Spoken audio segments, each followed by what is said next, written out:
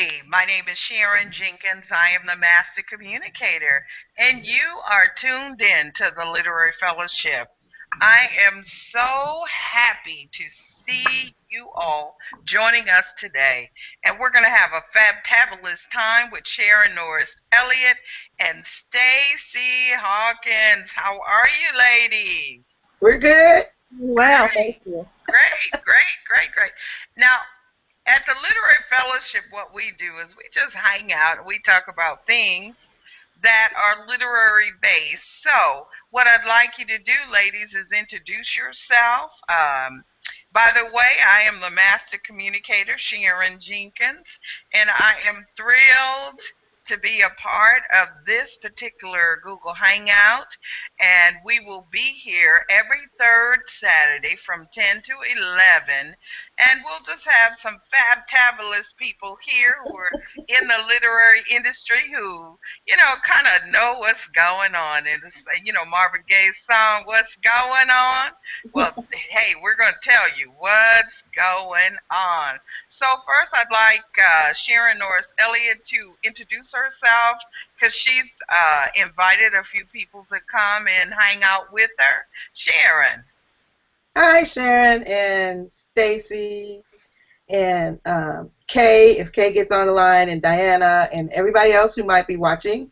I'm Sharon Norris Elliott, and I'm coming to you from the great, beautiful, sunny state of California. And I've written, I've I have published 9 books, and I still teach full time high school. So school just started, so I don't have any papers to grade right now. Let's see. I am a licensed minister at my church, Christ Second Baptist Church in Long Beach, California, and where my pastor is Pastor Welton Pleasant. Let's see. I speak and teach on writing. I'm the CEO of a company called Authorize Me, through which I teach other people how to write their books, get it out of your head and down onto paper. I coach writing and all that sort of thing. So glad to be here this morning. Wow. Well, welcome, Sharon. We're glad to have you. All right, Miss Stacy, how are you? I'm doing well, and thank you for having me on. Oh, you're Thank you welcome. both to both Sharons for inviting me. Ah, My name is Stacy Hawkins Adams, and I also am a longtime author. I have had 9 books published as well. I've had 8 women's fiction novels, faith-based Christian women's fiction novels, and 1 nonfiction devotional book. And I'm in the process of writing my next novel, so 10 books will be out by 2015. Let's see, I really write about themes of personal growth, women's friendship, journeys of faith, and I always tend to weave in a little bit of social issues in that because for 14 years I was a newspaper reporter where I covered social issues like, nonprofit agencies, domestic violence, just things dealing with families and children and women. So I write a lot about issues that I hope will help empower women and help them kind of transform their lives after they've read a book. And I'm really gratified when I hear from readers that my books have helped do that. Outside of the writing, I do some coaching as well, and my coaching service is called Author in You. And I really kind of coach beginning writers in how to get started, how to stay the course, and the practical steps that they can take to finish that first draft of a manuscript. And I also do some inspirational, motivational speaking. And my full-time, daytime job is as a marketing professional communicator at a local independent school. And I'm a mom of 2, so I definitely keep my hands busy. I have 2 teenagers, a 13-year-old and a 16-year-old. So with that hat on, I've also been the parenting columnist for the local newspaper here in Richmond, Virginia for about 8 years. So I enjoy doing that type of writing as well. wow. Ooh, we have a powerhouse. Now, I don't know exactly where the other 2 ladies are, but I want to thank Sharon for bringing her crew with her today. Now, some of the things that I'd like us to talk about, and the first question is this: how does your faith affect your writing style? That's the first question. So, why don't we just follow the same order that we've had? Initially, Sharon Elliott first, and then Stacy Hawkins Adams second. Okay, well, how does my faith affect my writing style? That's the Yes. question. Mm-hmm. Okay, I always like to tell people I have no material that is my own. All of my writing is totally based on scripture. I don't write fiction or novels like Stacy does, and Stacy's novels are amazing. I have read some of them. And, I write, if you actually look at my books, you're going to see um, that my books are really basically Bible studies, but they're not the kind of Bible studies that you would um, have a question and then fill in an answer. They're not like that, and so although along the way in each of my books there are stopping points that where you can step aside and do some thought. And so how the Bible has affected my writing style, my pastor once said that when you open the Bible, God opens his mouth. And that changed, that phrase changed my life. And so the Bible affects my style in that I feel when I'm hearing from the Word of God, I'm hearing from God himself. And so I want to write about his Word in a way that my readers can hear from God for themselves, and so then respond and have a change of life. Wow. I love it. I love it. How about you, Miss Stacy, Miss Fiction Writer? Girl, I love fiction, Christian fiction. Yes. Yeah. Well, my process is similar in some ways, but I think my mission might be a little bit different. When I was a newspaper reporter, I used to write a faith-based column for the daily newspaper, which was somewhat unusual for a daily newspaper. And what I would do was everything from talk about my own journey of faith to interview other people who talked about challenges they overcame with their faith and that kind of thing. And what I found in doing that for a 6-year period is that people were coming to this newspaper column who were atheists, who were struggling with faith, who wouldn't go to church, all kinds of things. They were coming on Saturday morning to read this column. And so what I realized is that part of my ministry as a writer is to speak to those people who are in that place, who are running from God or struggling with faith, or they think Christians are hypocritical, or it's too hard to be a Christian, or, I don't have place for God in my life. And so I brought that to my fiction. And so I always make sure that I always start the books with the foundational scripture that God has given me. And every time I sit down to write or do anything related to my writing ministry, I call it, I definitely pray about it and seek God's voice, because I see myself as his muse. I'm the vessel he's using. But with the fiction in particular, I always make sure that I have maybe one character who's deeply entrenched in faith and one who's struggling in some way, because that's the world we live in. And I know so many people are, coming to a book thinking, oh no, this is going to be holier than thou, or this is going to be preachy. And I want them to be able to see themselves and see that people are flawed, people have issues, people need forgiveness. God's grace is available to anyone. So I do that. And the other purposeful thing that I try to do when working with my publishers is I don't want a title that screams that it's Christian fiction. I don't want a cover that screams that, because I've heard from so many readers who said, wow, I was drawn in by this cover. I didn't know it was African American characters, and I certainly didn't know that it was a book about faith. But wow, after I've read this, I think I want to go back to church, or I think I want to start praying again. So I know that that's sort of my particular ministry as a Christian writer, and that's really what when I sit down to write, I'm almost praying for the reader who will someday need to read this book. And I'm trying to write it in a way, inform these characters in a way that will speak to their needs. Oh, wow, phenomenal. Now let's talk about your target audience. You talked a little bit about that, Stacy. But a lot of times we get caught up in those bestseller dreams and we forget that writing is a ministry. So how does writing as a ministry influence the target market that you write to? So in terms of target market, if we're talking in terms of how publishers think, I think you mean that it's African American, women between the ages of 18 and 60 in my case, who are primarily Christians, or maybe people struggling with faith.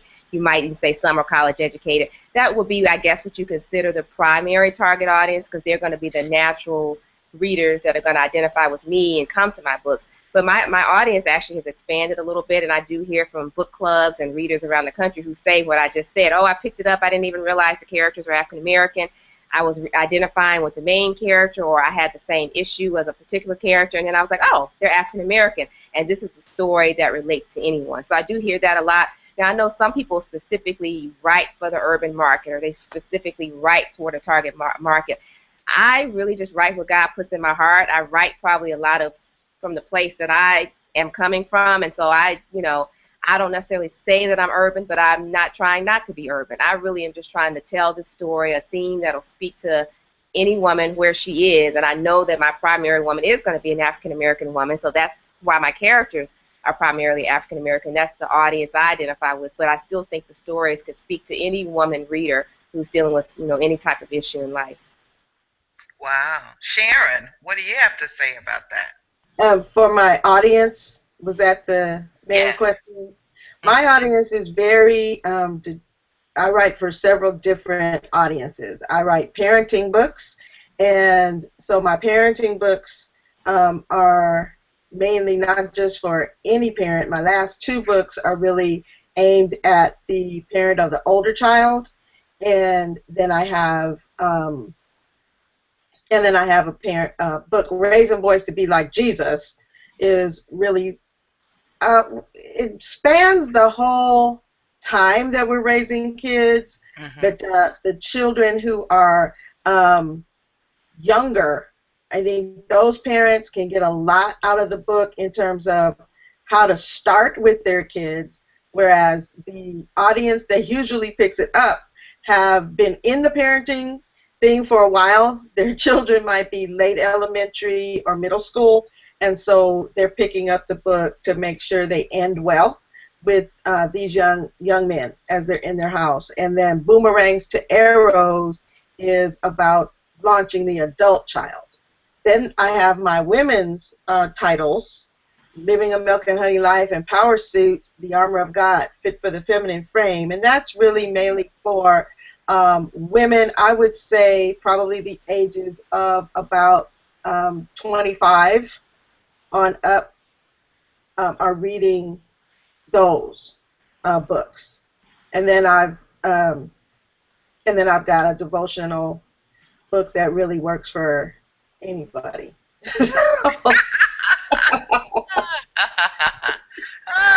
Devotional book. Okay, so ladies, tell me, starting with Sharon, tell me, what does the future look like for Christian writers? We live in a world where things are teetotally upside down. We have missionaries coming from other countries to America now, whereas 20, 30 years ago, it was the exact opposite. Talk to me about what you see the role of the Christian writer in such a time as this. Christian writers have a very unique role in being God's voice, just like the writers of the Bible.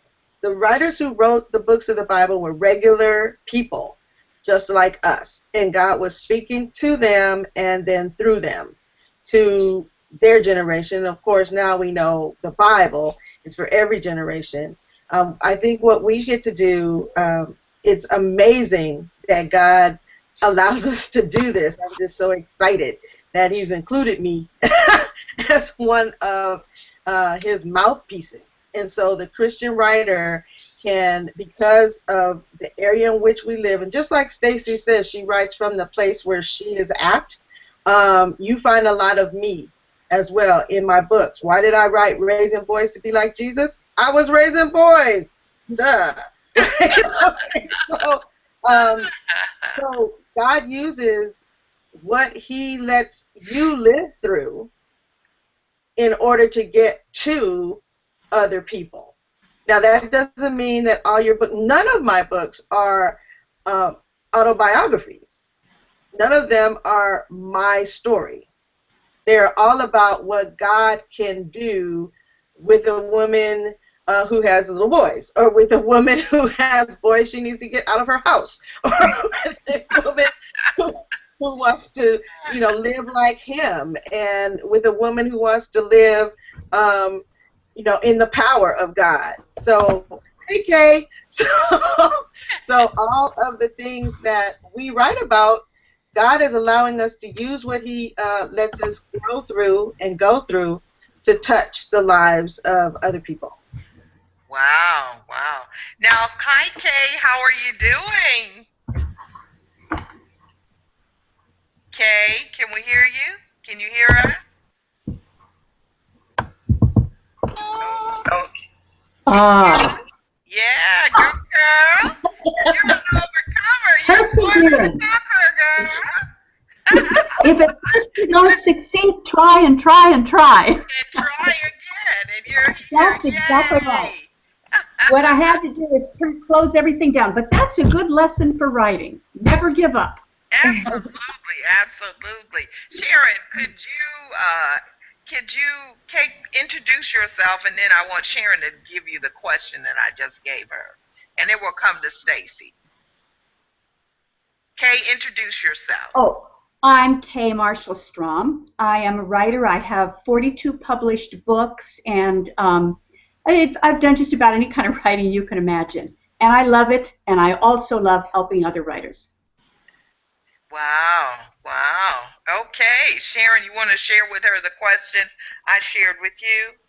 Well, Kay, we were just talking about the position of a Christian writer in society. Why do we do what we do? What is our position as writers to the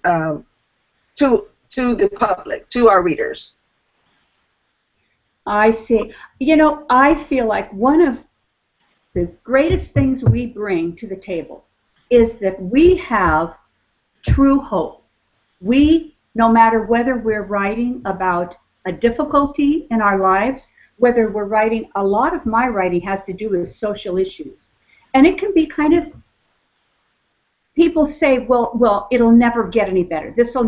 Nothing will ever be improved in this situation. But we have hope, and we have the message of hope. Wow. Stacy, what do you want to say about that? You know, I agree. I think when you were initially asking, you said, our world is so turbulent. So what is the role of the Christian writer in this, I guess, crazy world of upheaval that we're living in? And I wanted to go back to one thing that Sharon said. She talked about how I said I write from where I'm at. I always have to clarify with my fiction that none of these stories are my stories. So I'm not Shiloh or Rochelle or Indigo, any of these characters. People think they're all my stories. But in that same vein, the overarching theme of, having a strong family or, becoming a forgiving person or accepting God's grace, those are the overarching themes that I write about that I personally can relate to when I'm even writing about them for my readers. And I think in trying to write about those things, it goes back to what Kay says. It's about really giving people hope and helping them understand that wherever you are, God is there with you, and you're going through a season for a reason, whatever that is. And if you see that reflected in these characters' lives, hopefully the readers will understand that their own journeys can be the same way, regardless of what's going on around them. As long as they have the hope of God and the grace of God, they'll be okay. Wow, wow. So, ladies, I'm curious. If you don't know me, I am the Authorpreneurship Lady, and I'm a part of a dynamic duo, and that is Rochelle Carter, who wrote The 7 Steps of Authorpreneurship, and I've written a book called Authorpreneurship, The Business of Writing. And I was sitting here thinking last night, well, how could I simplify what an authorpreneur is? And this is what I came up with. I am a Scandal fan. Yes, yes. And the moral of the story is I think an authorpreneur is the gladiator of the literary world because they are brave enough to embrace the business side of writing.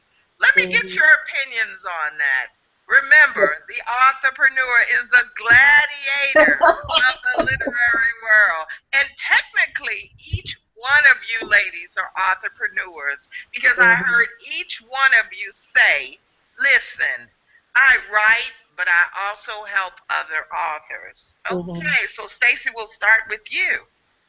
Okay, I think you're right. I think we have to be gladiators, entrepreneurs, and I think 10 years ago when I started out in this business, I naively came in thinking, oh, I just get to write my books and I hand them off to the publisher and they do everything else, and it certainly does not work that way. And certainly in the climate we live in now, you have many published authors who are becoming what's called a hybrid author, where you may stay with your traditional publisher and have a contract there, but then you also want to self-publish some things, which means you've got to have a new business model where you're hiring your graphic artist, or you're doing your own marketing.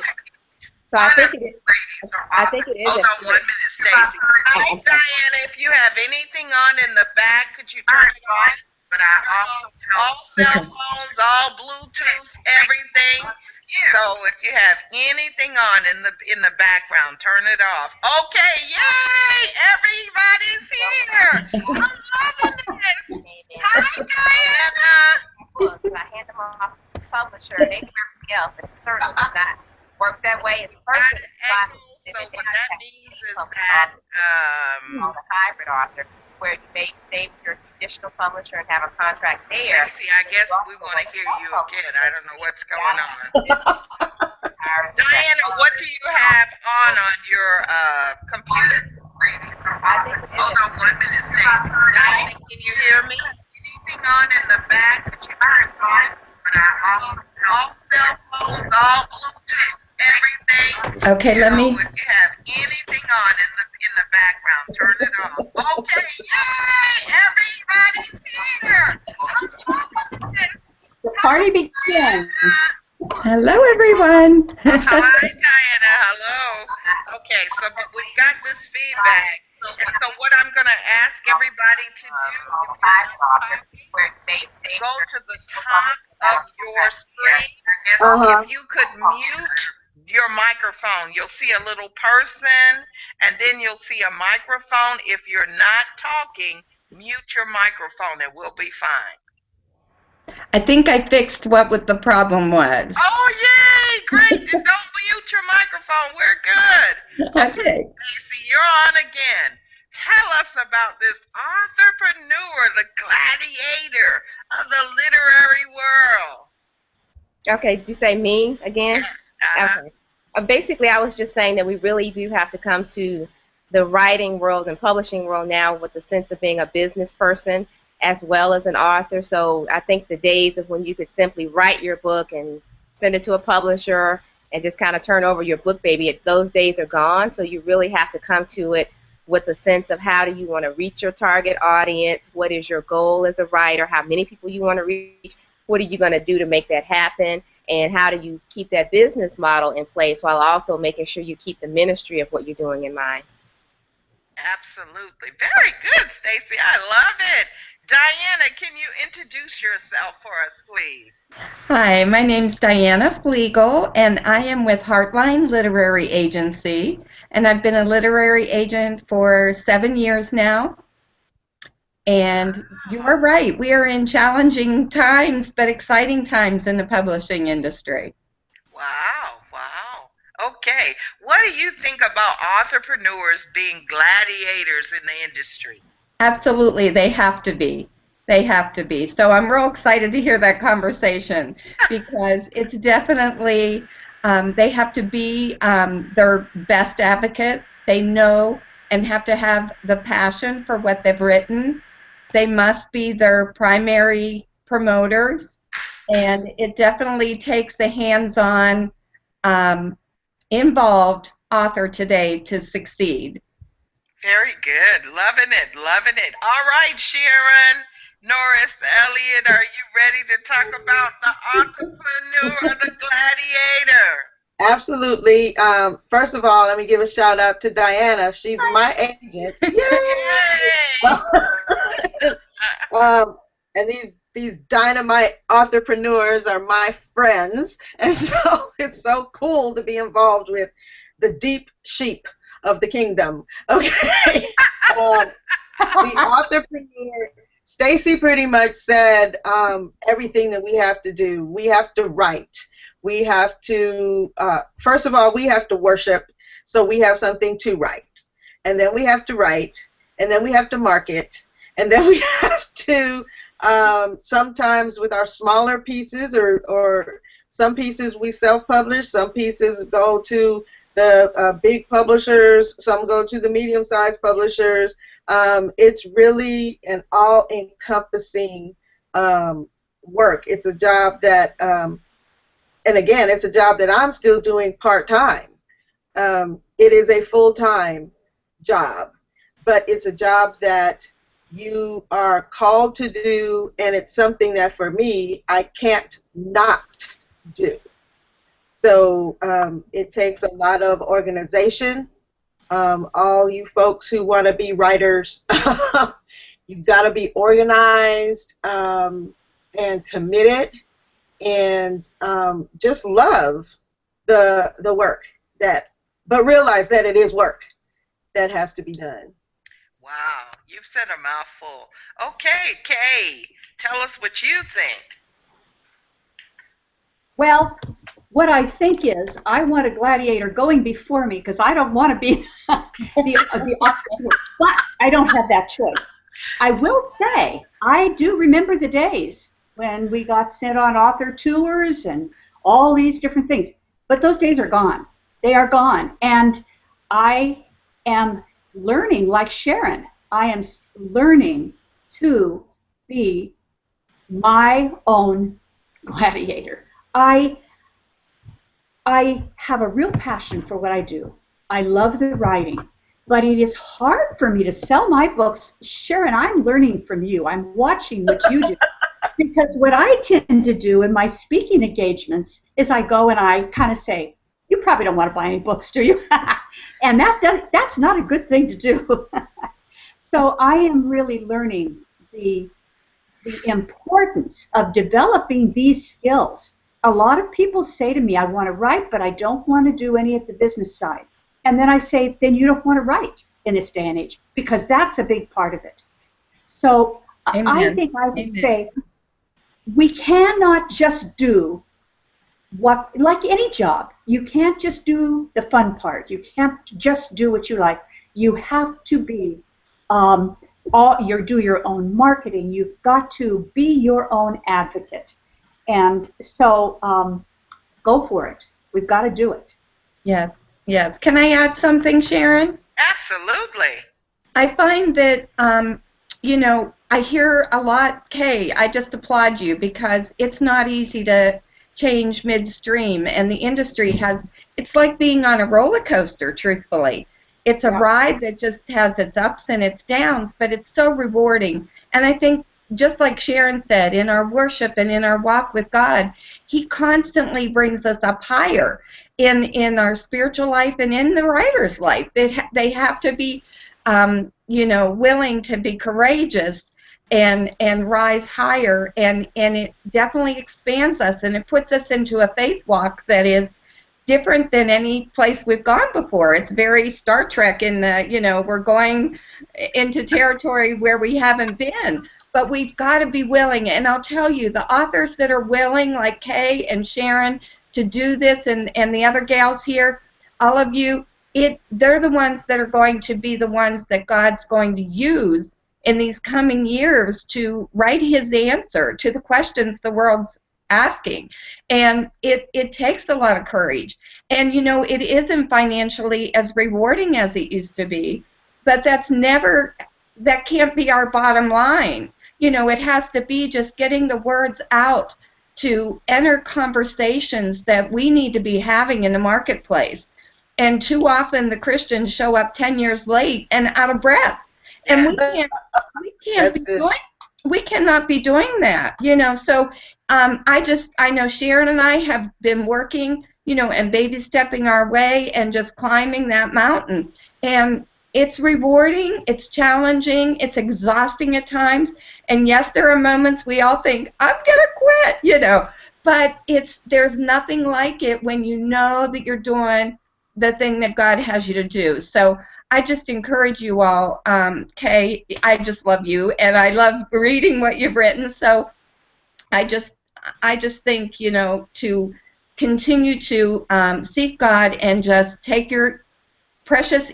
I unplugged my TV because I found that it just robbed me of a lot of time that I needed to apply to this this ministry that God has us all in. So it's challenging, but yes, it's definitely worth it. Well, one of the things, ladies, that I want to remind us of is the fact that God has equipped us for such a time as this. He has not left us without the tools that we need. That's why I came off of the Blog Talk Radio platform onto the Google Hangout platform, because we have to have the courage to venture into new horizons. I feel that even now more so than ever, we have a mandate to be technology savvy, to possess those lands that have not been possessed as of yet by us. And we can't run from them. We have to run to them. Just like Esther ran to the king, and she knew her life, literally her life was in danger, that she may not make it out of that particular out of the throne room, but she went anyway. And so just like Joshua and Caleb, they knew who their God was, and we need to walk like we know who our God is, and not be well, I don't perceive that anybody on this platform is ashamed, but not be hesitant. That's the better word. Not be hesitant to take forth the message. And that's why T totally changed this platform. It used to be the literary showcase, but the first time I did a literary showcase on the Google Hangouts on air, 3 Christian women showed up, and I got the message, and the message was, we need to have a place to hang out so that we can talk about those things. And this is an arm of ministry. So I want to thank each and every one of you all for persevering, because I remember my first time trying to be on a Google Hangout, and it was an adventure. But we're here, where the gang is all here. Sharon's gang is all here, and so I want to thank you all for doing that. Now, the other thing, I have another question for you, and I'm curious. What are some of your recommendations for brand new aspiring authors? I'm going to start with Stacy. Do you mean in terms of writing or marketing or all of it? Why don't we just say they have nothing but an idea? That's where we'll start at. They have nothing but an idea. How would you encourage them to get started, Stacy? Well, the first thing I do with my students that I'm coaching who come to me with just an idea is to ask them the why behind that idea. Let's think about the why before you get to the how. So basically, what is the message that you want your readers to take away from this idea? If it's a novel, what do you want your readers to think, know, feel, or do when they put this book down and have learned about your characters and seen that transformation? If it's a nonfiction book, what's the message you're trying to give to the readers through this nonfiction devotional or whatever the book is? And again, what do you want them to know, think, feel, or do when they finish reading this book? And I always advise them to kind of start out with a nonfiction book. Just write a letter to the reader. Dear reader, I'm writing this book because, and that helps them kind of crystallize what their message is that they want to share. Oh, great. Ooh, great advice. All right, Sharon Norris Elliott. well, a brand new author, let's say about the same thing that Stacy would say. In Authorize Me, what we do is come together. All you need is an idea, and we come together and think it through, learn how to think about your idea in the same way that a publisher would look at it, what questions would be asked. We go through that and again try to see what your takeaway is. What's the purpose of writing this book? What do you want your readers to come away with at the end? And then how are you going to approach that? And so I first of all would say, go with it. Satan is not going to give you an idea about writing anything that's going to bring you closer to God. And so that's God, all right? Be clear that that's God talking to you, all right? And then take the next step. Don't think of it as the end of the book. Just take the next step. maybe you'll go to Stacy, or maybe you'll have an Authorize Me seminar, or come to an Authorize Me seminar, but take the next step, do the next thing. Find out, okay, here's my idea, then go through this one seminar, or go to a Christian Writers Conference, but take the next step. Don't just say, oh yeah, it would be nice to write a book, and then forget about it. Do the next thing. Wow, great advice. Okay, Kay, what do you think? Well, I certainly echo what both of these other ladies have said. That's perfectly good. Exactly the type of thing I would also say. I would emphasize to learn the craft of writing. A lot of people think, I have it in my heart, so I'll write it down and everybody will love it. There's a craft to writing. It's like any other craft. And it's important to get those foundation stones and to know what you're doing and how you're doing it intentionally. I agree with Sharon about the Christian Writers Conference. It is so important to go to a place where you make connections, you meet people, you're able to talk to agents, and you're able to talk to editors and so forth at many of these conferences. And then the last thing, the final thing I would add is that I tell people, keep writing. If you want to be a writer, write. Write and write and write some more. Everybody gets better and better. Nobody gets worse and worse. Wow. Love it, love it, love it. Okay, Diana, what do you have to say about that? Because you're on a different side of the fence. Well, I agree, though. I get to meet many aspiring writers, beginners at conferences, and I love the fact that they've invested in themselves and in their writing, and I think that's key. So I echo everything all three of you said. I guess the biggest thing is a writer today has to be willing to take advice, and so I'll add that. I love Stacy, Sharon, and Kay's right down the line what they've said. But the biggest thing is when I see writers that feel they've gotten something from God and they're not willing to take advice. Frankly, there's a lot of things that are sent to me and people say, God gave me this, and my response that I would like to say is, God would never write this poorly. You know, because, I mean, let's face it, he's an excellent writer, and so I think that's the thing, is to be intriguable, to hone your craft, like Kay said, and really become the excellent writer that glorifies God in your writing. So start with an idea, but be teachable. And definitely these ladies, Stacy and Sharon and Kay, just, you know, they've run the course and they're available to mentor others, and I constantly network with writers and point them in the direction and give them advice and send them links and things and people to connect with, because it's just so important. Wonderful, wonderful. Okay. Jen, may I say one more thing? Sure, go ahead. One of the things that I see so often in people who come to me for writing help or at writers' conferences when I'm working there is people who are writing their own stories, and usually a very painful story. Mm-hmm. This is the hardest thing, to talk with somebody and work with somebody, because they say, if only one person is helped, then my child's suicide will be worth it. And I say, no, it won't. That's not what makes an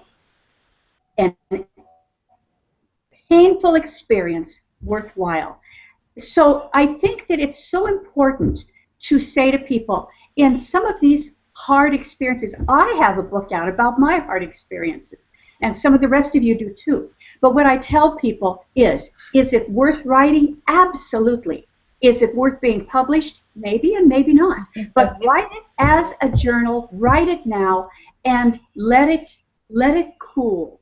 Let your heart and mind go through it. And as someone, I think Stacy said earlier, what is in it for the reader? Because, I mean, you know, it may be the most moving and most painful experience you've ever had, but what the reader is starting to say right away when they read it is, you think that's bad, you should hear what happened to me. You know, you want to tell your own story. So with personal experience, think along the lines of journaling first. Oh, I like that. That sounds pretty good. I have the privilege of working with clients who want me to ghostwrite, and almost all of the time it's about a personal story that they want to tell. So I love that advice. I love that advice. So I have another question for you all. Are you ready? Yes. Listen, I'm just curious. Where do you see yourselves in 5 years? And we'll start with Stacy and work our way back. Wow, that's a funny question. I had a conversation with a friend about that this morning. So, you know, it's always like where God wants me to be is the number one answer.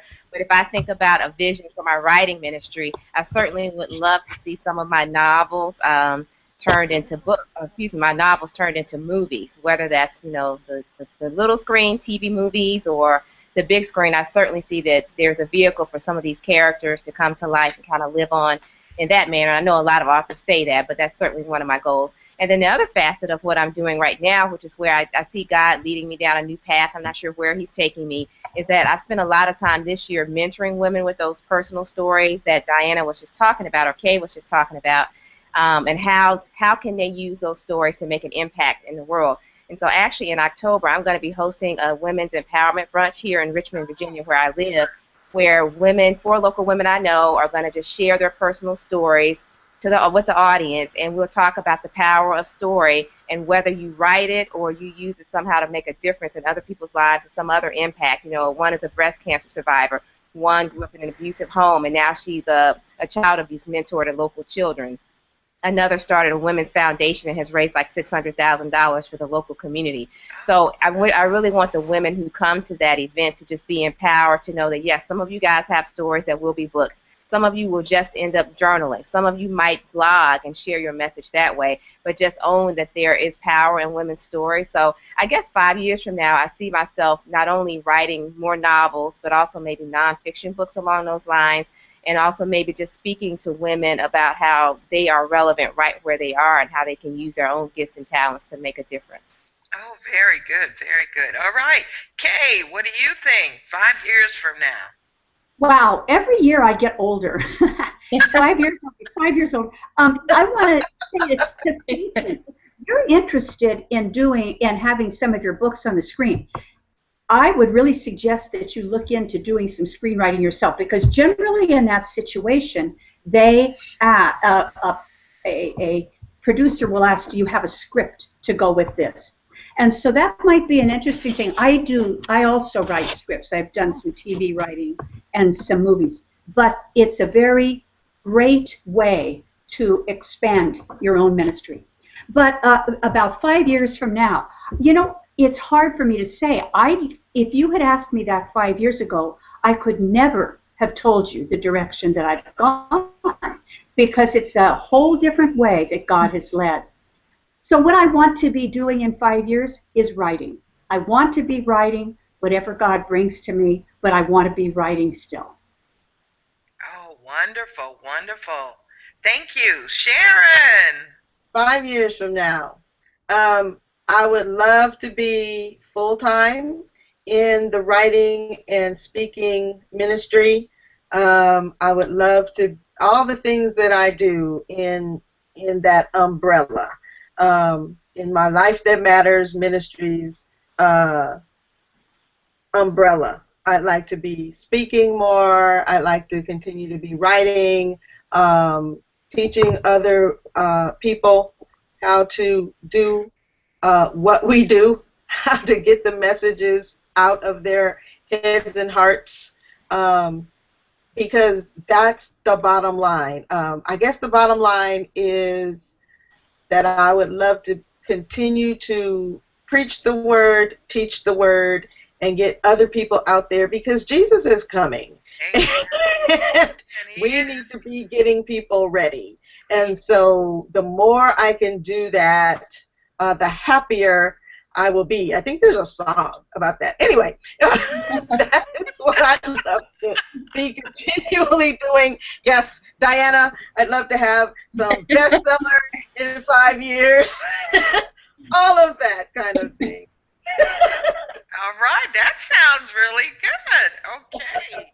All right, Diana, where do you want to be?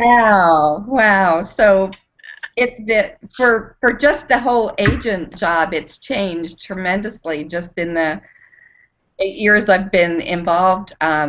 First as an assistant to my boss, and then becoming an agent. It's we're really learning constantly, but I guess 5 years from now, I would like to be still assisting writers get their message out, and that might involve working more with screenwriters,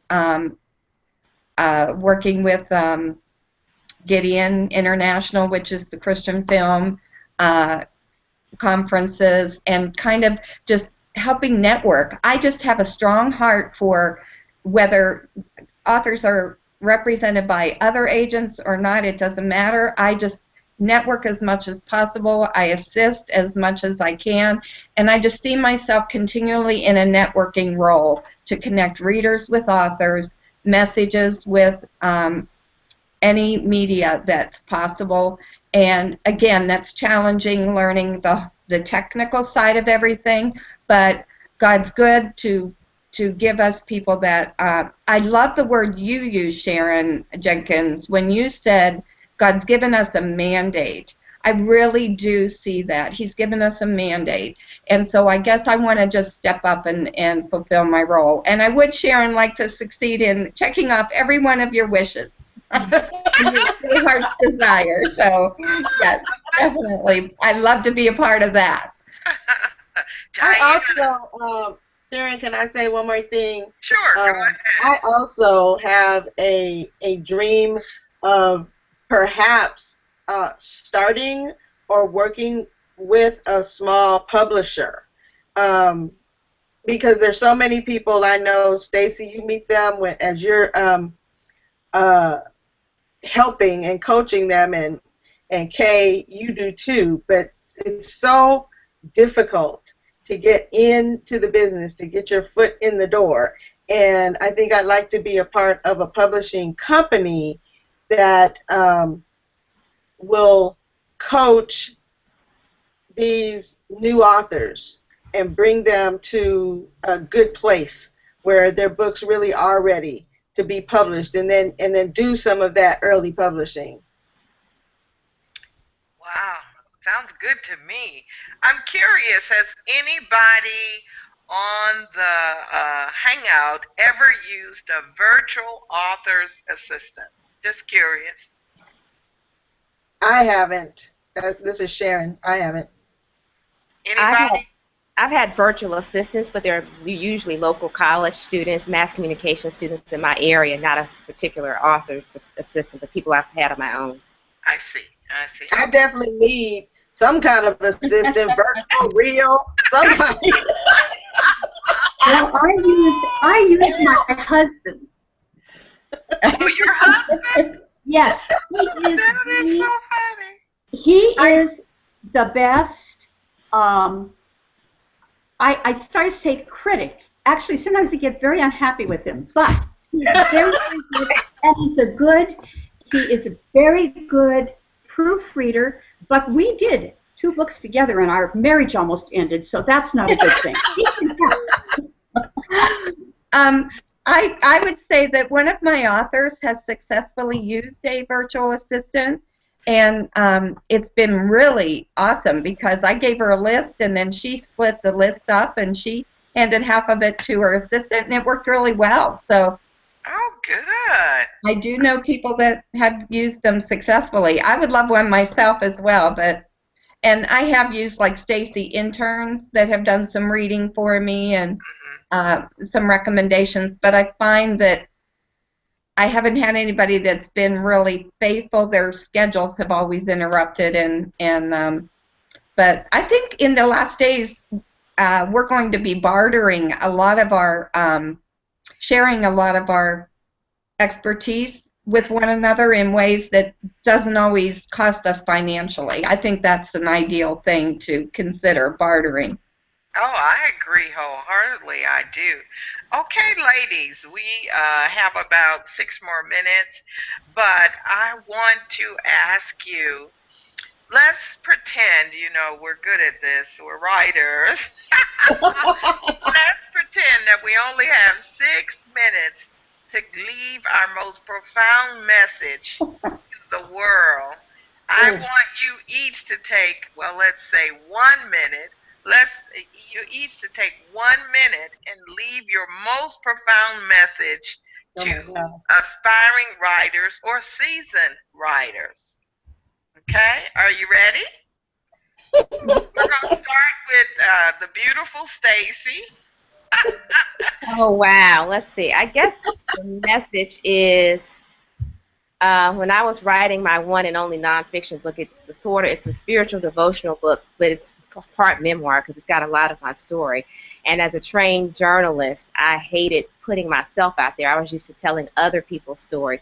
But the one thing that I kept saying to myself and praying as I was writing this book is probably the message that I would leave to both fiction and nonfiction writers, which is if we don't tell the stories that God gives us to tell, that He sort of births in our spirit, then we are not blessing or serving those readers out there who need that particular book or who need that particular message.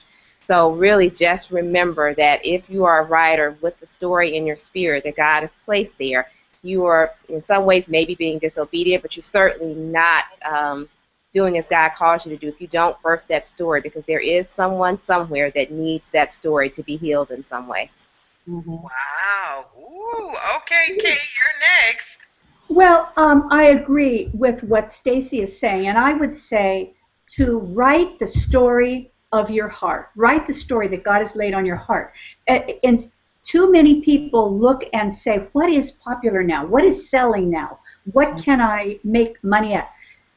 Look instead at what God has laid on your heart, and that's where you're going to be rewarded in all different ways. And then keep writing, keep writing, keep writing. Most people make the mistake of giving up too soon. And most of the overnight successes work 20 years to get there. That's profound, great. profound. Diana, what's your message? I would just say the same as Stacy, I think, mentioned and Kay echoed, is just to really seek the Lord and really be courageous to do the thing that He's calling you to do. And if that's right, then hone your craft and do your best. Wow. And Sharon, the leader of the pack.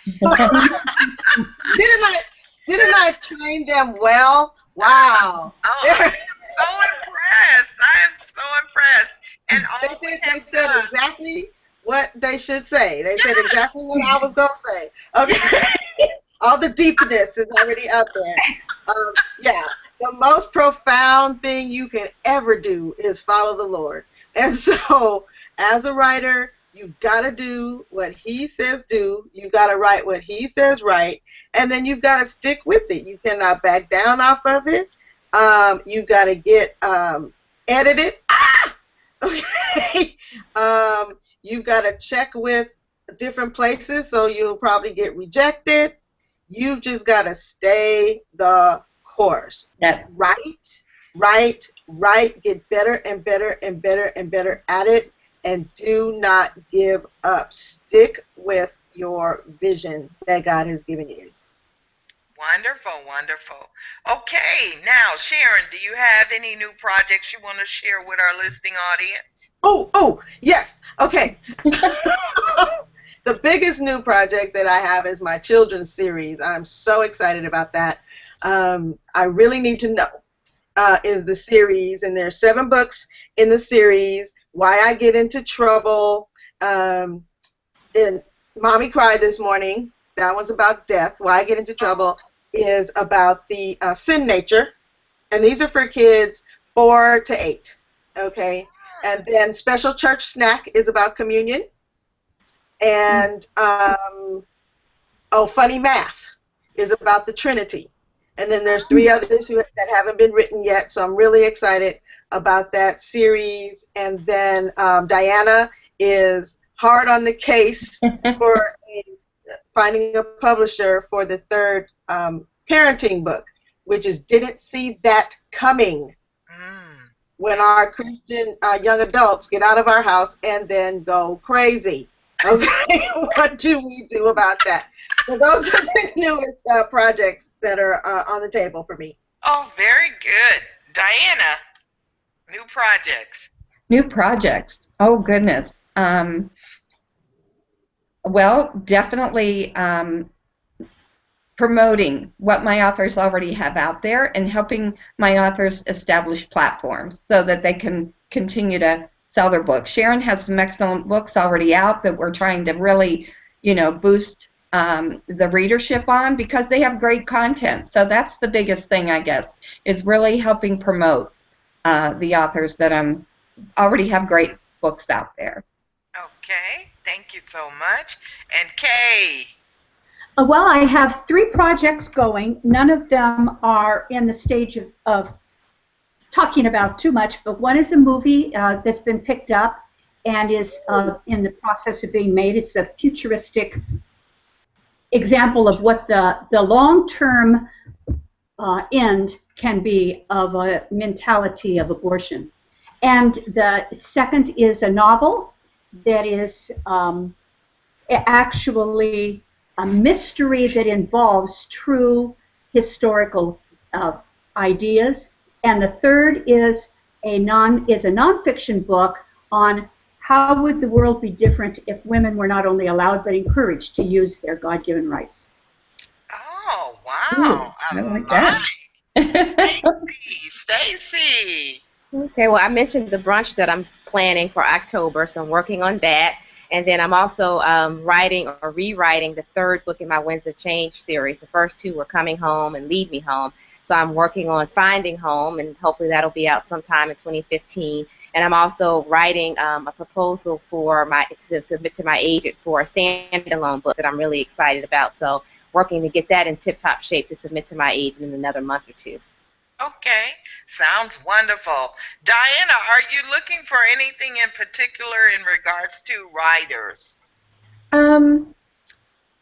Right now, I hate to say the word, I'm looking for marketable things right now because I have a lot of projects that I'm pushing and promote and trying to get publishers to take that aren't quite, they're a little bit out of the box. I tend to like things like that. So in order to pay the bills, I'm looking for marketable things, which is actually formula romance for fiction, and then, of course, nonfiction. I'm looking for authors with huge platforms, but that would be it. Okay, that sounds good. That sounds good. Did I get everybody? Okay. Yeah, Sharon, thank you. This has been awesome. You're welcome.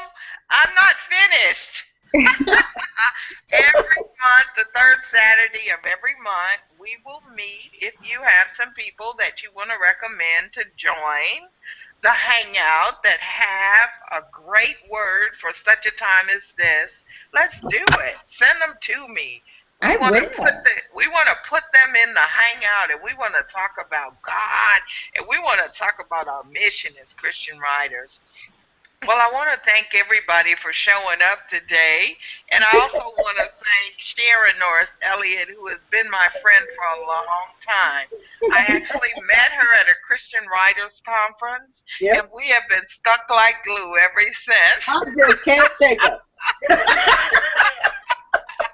So, I also want to say, ladies, keep the faith.